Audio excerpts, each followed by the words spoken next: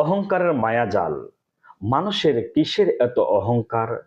এক সময় তো তুমি ছিলে না এই পৃথিবীতে, ছিল না তোমার নাম, পরিচয়, পদমর্যাদা বা অর্থ। পৃথিবীর মাটিতে তোমার অস্তিত্বের শুরু হলো এক ভিন্ন নীরবতার মধ্যে। তারপর ধীরে ধীরে তুমি বড় হলে, কিছু অর্জন করলে, সমাজে স্থান পেলে, টাকা পয়সা জমালে। তারপর মনে করলে তুমি অনেক বড় হয়ে গেছো।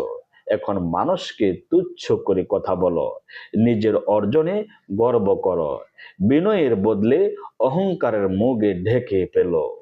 কিন্তু ভেবে দেখো, যে পৃথিবীতে তুমি এসেছো, সেই পৃথিবী তোমার শেষ আশ্রয়।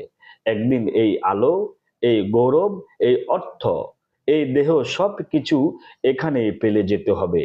তখন কেউ তোমার ধন সম্পদের কথা বলবে না, কেউ তোমার অহংকারের কথাও স্মরণ করবে না। মানুষ শুধু মনে রাখবে তুমি কেমন মানুষ ছিলে, কেমন ব্যবহার করেছিলে, অন্যের পাশে দাঁড়াতে পেরেছিলে কিনা। অহংকার মানুষকে সাময়িক শক্তি দেয়, কিন্তু ধীরে ধীরে তার আত্মাকে দুর্বল করে দেয়। যে বিনয়ী, সে মানুষের ভালোবাসা পায়, আর যে অহংকারে ভরে ওঠে, সে নিজের অজান্তেই একাকী হয়ে পড়ে।